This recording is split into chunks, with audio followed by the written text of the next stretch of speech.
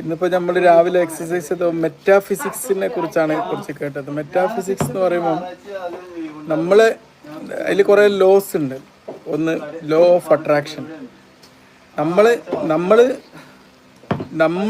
നമ്മളുടെ ഇന്നർ വേൾഡിലേക്ക് നമ്മൾ ഔട്ടർ വേൾഡിനെ നമ്മൾ ആകർഷിക്കുക ചെയ്യും. നമുക്ക് അതിനെന്താ വേണ്ടത്? നമ്മുടെ തോട്ട് ഫ്രീക്വൻസി. തോട്ട്സ് എന്ന് പറഞ്ഞാൽ ഒരു എനർജിയാണ്.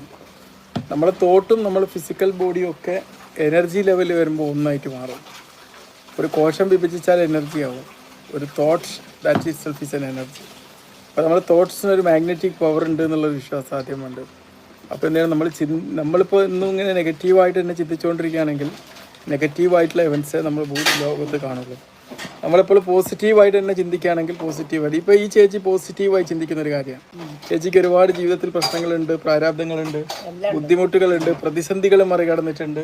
ചേച്ചിക്ക് ഹസ്ബൻഡ് നഷ്ടപ്പെട്ടു പോയിട്ടുണ്ട് അല്ലേ, ക്യാൻസറൊക്കെ ഉണ്ട്.